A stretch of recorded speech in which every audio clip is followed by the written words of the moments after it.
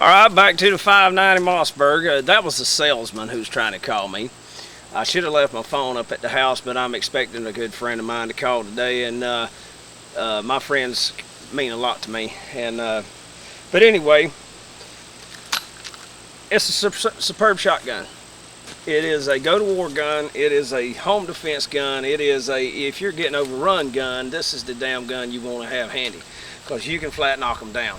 Now I'm going to roll in some video where we were at the gun range in 2010 at our Survival Fest get together, and in that video you will see I was shooting slugs, and I was getting these sights adjusted, fine-tuned a little bit, and I wasn't familiar with the adjustments on the sight, so it took me a little bit, but when I finally got it right, let me tell you, I knocked a massive freaking hole in the target, and we were shooting. I was setting it up at 25 yards to see what I could get it to do. And let me tell you something, at 25 yards, it punched a hole in there you could easily see with the naked eye. There was no need at all for a scope. There was no need for binoculars.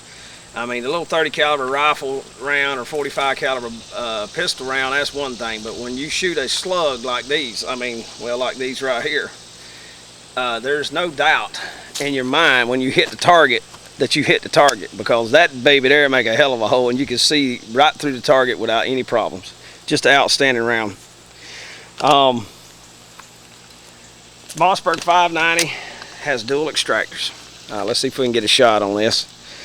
I cannot tell what the camera can see really. The lighting is not that great, so let's move the gun into the light. Move it back just a hair. All right, this is the one of the extractors, and on the inside, in here, there's another extractor. Let me see. Well, my finger's probably obscuring it. It's really not the best, but anyway, there's double extractors in there. Double action rods on the side here, on the side here. And it's got one hell of an ejector, okay?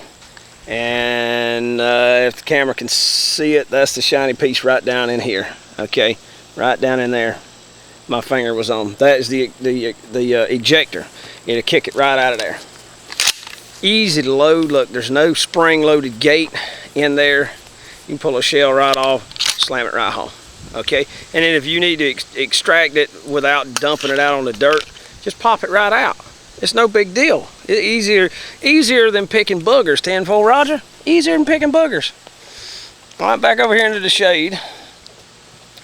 Let me set it back just a hair more.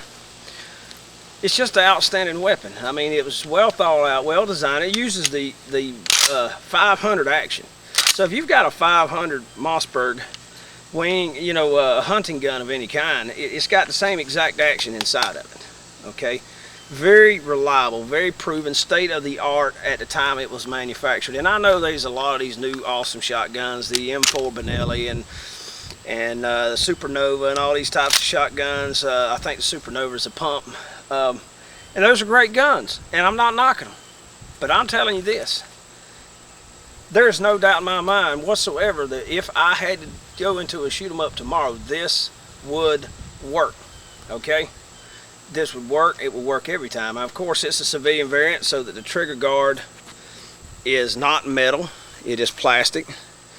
But 10 years, I've dropped it a few times, yeah, and I probably had, if I was in the military, I'd be doing, you know, 4,000 push-ups for dropping it, and I really chided myself for doing it, but it works. All right, it works. This old camouflage tape I put on there years ago, it's still on there too. That's 10 years old also, and it's still working. And it's fabric. It's really not really like duct tape or anything.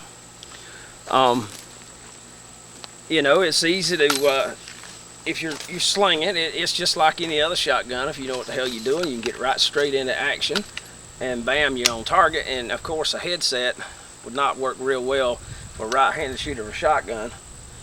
Only thing is that my arms are short, okay?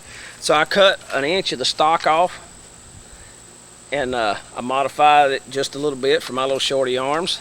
And so now when I go to shoot it, look at my thumb. It will knock the hell out of you, I guarantee you. So instead of that, I'll do this. I'm having to do this, all right? Got the tang mount of safety, all right?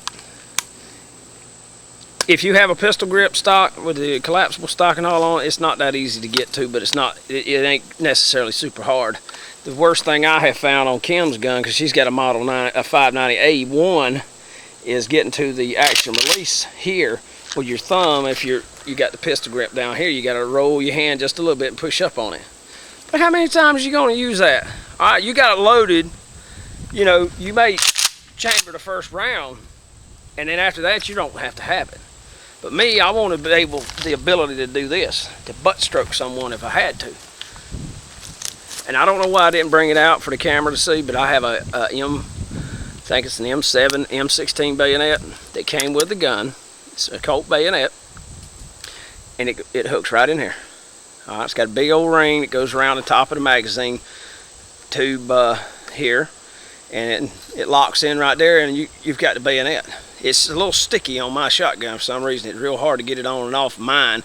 It works perfect with hers, so I said, what the hell, she could have it.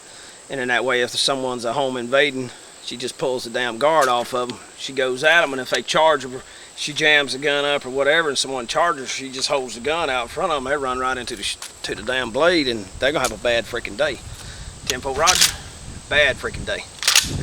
But you combine that and this, and you got a hell of a damn offensive team for home security. There's no doubt about it.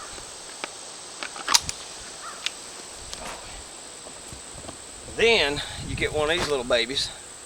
That is the brightest little light. I don't know if it's as bright as a Surefire, and it doesn't look that bright on camera, I imagine, but let me tell you something.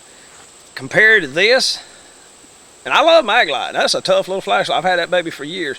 You can barely see this one at night across the yard. This in here ain't no problem. You can see way down to the woods with it. This is a Norlight.